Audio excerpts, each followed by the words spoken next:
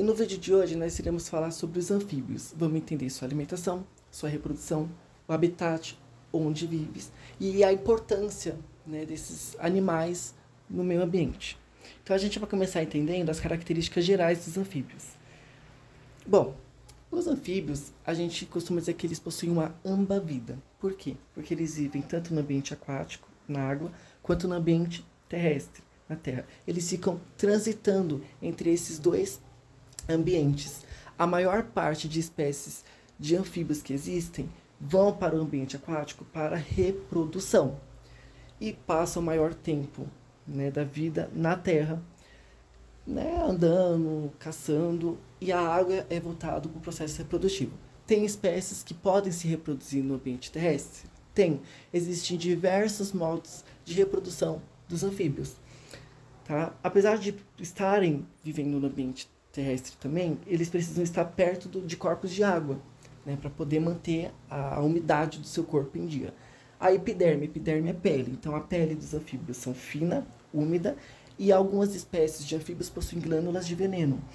O maior exemplo que temos hoje são os sapos, né? Os sapos, eles possuem glândulas de veneno atrás dos olhos. Quando estão sendo caçados, ameaçados, eles liberam esse veneno como forma de defesa.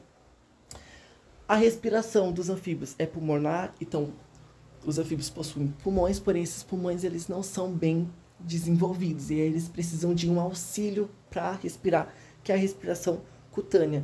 Respiração cutânea é respiração pela pele. Então pensa comigo, por que que a pele de um anfíbio tem que ser fina? Porque nessa pele vai acontecer trocas gasosas. E por que que tem que ser úmida? Porque se essa pele não for úmida, dificulta essa troca gasosa. Essa pele ela pode ficar rígida ou pode se formar uma estrutura, uma crosta, né, nessa pele que impede essa troca gasosa de gás carbônico, oxigênio. Então, a respiração cutânea é um auxílio da respiração pulmonar dos anfíbios. Possui um esqueleto axial, então o esqueleto, a parte do esqueleto imóvel, né, que forma ali o sistema nervoso central, e apendicular, composto pelos membros dos anfíbios, né, as patas deles. Possui um sistema circulatório fechado, então o sangue ocorre ali dentro de vasos e completo. O sangue arterial, rico em oxigênio, vai acabar se misturando com o sangue venoso, rico em gás carbônico CO2. São carnívoros e são dioicos. O que é ser dioico? Existe o macho e existe a fêmea. Então você vai ter o sapo macho e o sapo fêmea. A fecundação é externa. Todos os anfíbios possuem fecundação externa? Não. Existem diversas formas de reprodução dos anfíbios, tá?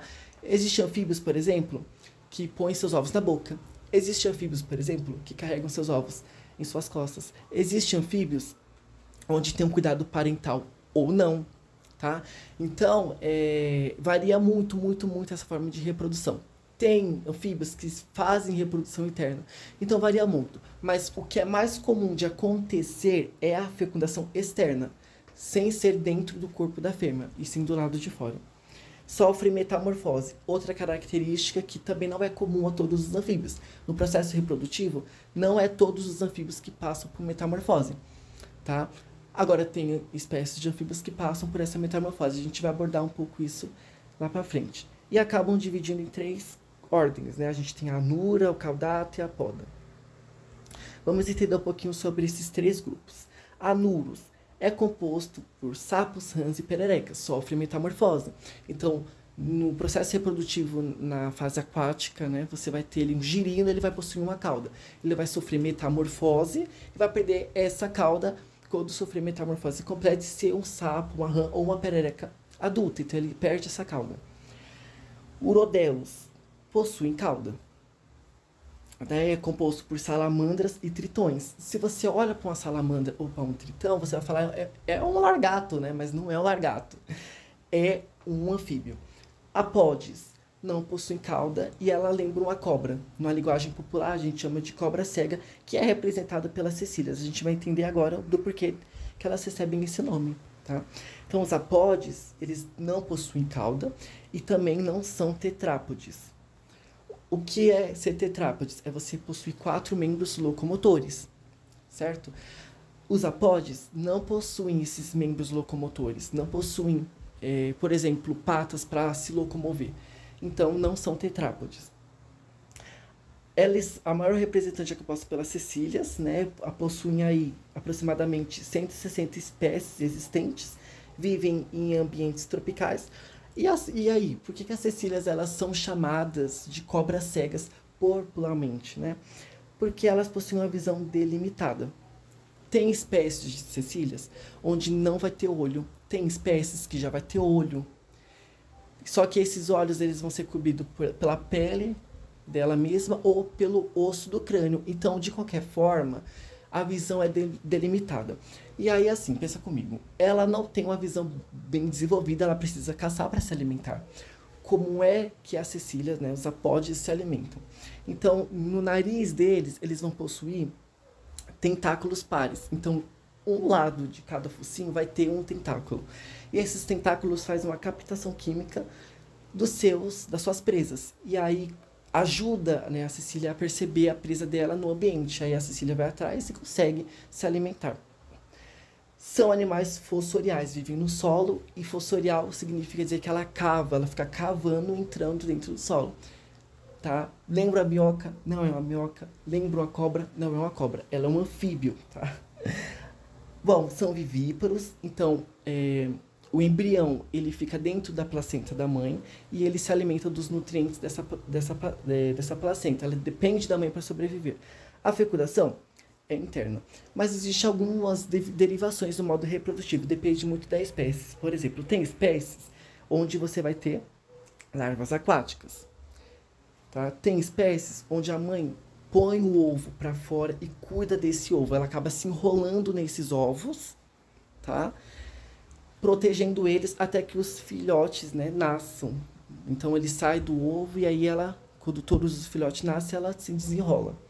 E tem a maior forma de acontecer, que é a fecundação interna, onde ela vai ser vivípara. O embrião vai se formar na placenta e se alimentar dos nutrientes dessa placenta. Urodela. Então, uro é cauda, significa que possuem caudas. São chamadas, então, de caudatas, porque eles possuem caudas. Possuem aí mais ou menos 41 espécies, bem menos do que as cecílias, né? É composta pelas salamandras e pelos tritões. Lembra um largato quando você olha, mas não é. É um anfíbio também, né? Estão presentes principalmente no hemisfério norte e algumas espécies são cavernícolas, ou seja, se adaptaram a viver em cavernas. As salamandras pulmonadas, elas possuem a protração de língua, ou seja, ela consegue esticar a língua para fora para capturar a sua presa. Então tá passando um inseto, ela bum, lança a língua para fora a quilômetros assim, a distância, uma distância muito, muito, muito longe, captura, né, a sua presa. E aí a língua dessas salamandras são bem pegajosas, porque quando ela consegue capturar a sua presa, um inseto, não voa, não escapa, e aí ela puxa a língua de volta para a boca e consegue se alimentar. Já as salamandras que não possuem pulmão, elas não conseguem fazer essa protração de língua, elas não conseguem esticar a língua para fora para capturar, por quê? O bombeamento de ar na boca sem pulmão não condiz, então elas não esticam a língua.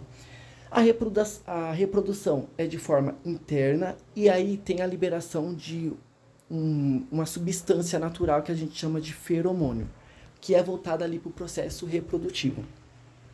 Então aqui a gente tem a imagem de uma salamandra, parece um largato, mas é um anfíbio, e de um tritão, tá? Bem semelhante a uma salamandra também.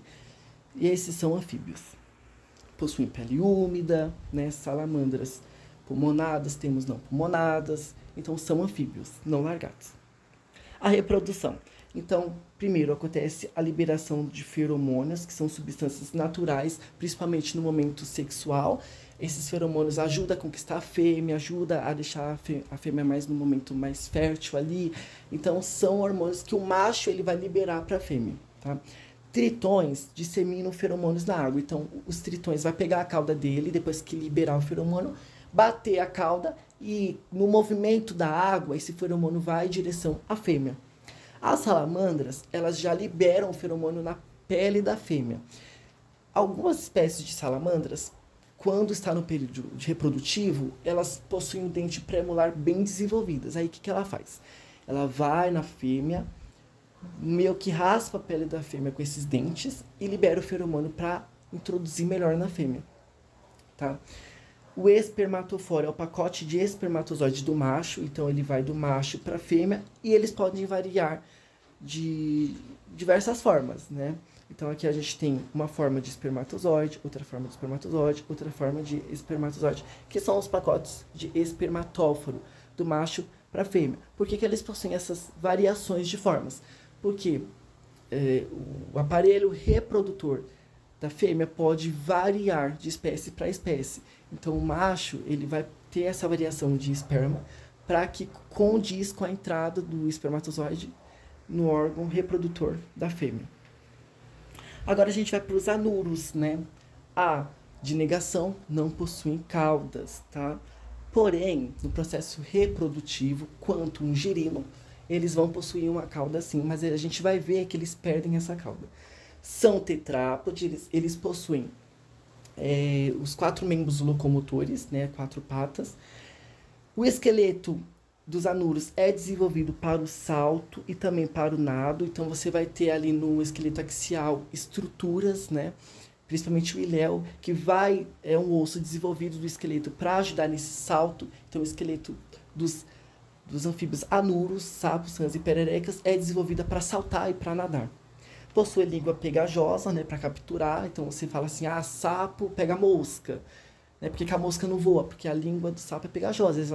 É exatamente já para a presa dela não escapar quando capturada da língua. Possui vocalização. A vocalização dos sapos, das rãs ou das pererecas, elas é destinada para 2 fins. Primeiro, para acasalamento, então para reprodução, onde o macho ele vai cantar para poder chamar a atenção da fêmea. E territorial, o macho ele vai cantar para falar assim para os outros sapos machos. Esse território é meu. Então, se você está passando perto de um campo e está escutando um sapo cantar, ou ele está chamando a fêmea para acasalar, ou ele está falando assim, olha, esse território é meu, para poder depois cantar para a fêmea. A pele é úmida, é fina, e os sapos possuem glândulas de veneno. São bioindicadores do meio ambiente, uma vez que alterações do meio fazem com que esses organismos não estejam mais lá, né? Principalmente no meio aquático. A reprodução é uma fecundação externa e sofre metamorfose. Vamos entender um pouco aqui então sobre eles, né? A classificação dos anuros é sapo, rã e perereca. Vamos lá, como é que você vai fazer para identificar um sapo, uma rã, uma perereca? Sapo, a gente usa a pele e os dígitos, que são os dedos dos sapos, né? A pata deles. Os sapos eles vão possuir uma patinha onde vai estar livre, aberta, né? Não vai ter nada entre seus dedos, exatamente para ele poder saltar e caminhar. A rã, ela vai possuir entre seus dígitos, é como se fossem seus dedinhos, né? Uma membrana interdigital. Então, entre os dígitos, entre os dedinhos dessa rã, você vai ter uma membrana. Essa membrana ajuda a rã a nadar. Então, rã é aquática, ela gosta de nadar, ela tem dígitos para isso. Sapo é terrestre, ele gosta de andar, caminhar, pular. E a perereca, né? Você está na sua casa, apareceu uma perereca na parede. Ela é uma perereca, por quê? Porque os dígitos dela, a extremidade dos dígitos, vão possuir glândulas mucosas que produzem uma substância que faz com que a perereca se grude na superfície lisa. Então, perereca possuem glândulas que fazem ela se fixar em paredes, em teto, tá? Perereca possuem membranas interdigitais que facilitam o nado e sapo não possui seus dígitos livres para caminhar e para pular. Então, sapo é terrestre, rã é aquática e perereca é escalante, né? Que ela vive escalando. Se na sua casa aparecer um anfíbio na parede, você já sabe que é uma perereca, porque ela consegue escalar. Bom, então, o sapo, ele possui uma pele mais seca, áspera, mas ainda assim úmida. A rã, uma pele bem mais úmida, tá? E as pererecas possuem uma pele lisa. Se você chega perto de uma perereca, você vai ver que ela é bem úmida, tá? E aí aqui a gente pode ver melhor, ó.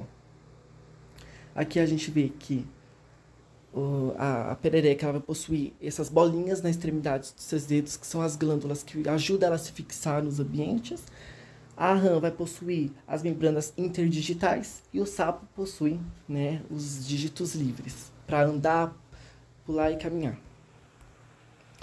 Bom, aqui a gente tem uma reprodução geral dos anfíbios, né? São todos os anfíbios que se reproduzem assim? Não, é especificamente para os anuros, mas ainda assim, boa parte de anfíbios se reproduzem na água, só mudam algumas coisas. Então, a gente usa didaticamente esse esquema de reprodução dos anfíbios. Bom, como é que acontece? O macho, ele vai chegar no ambiente, ele vai chegar lá no território. Aí o macho ele vai cantar, lembra que ele faz vocalização? Então ele canta. Quando o macho canta, ele tá aqui, olha, eu cheguei no meu território, é meu. Vai chegar outros sapos machos e vai brigar com esse sapo que chegou e cantou. Então eles vão se bater, eles vão se agredir, eles vão se agredir, eles vão se agredir. Vence o macho que fica com o território. Aí o macho ele conseguiu o território, ele brigou com diversos outros sapos, a fêmea tá disputada.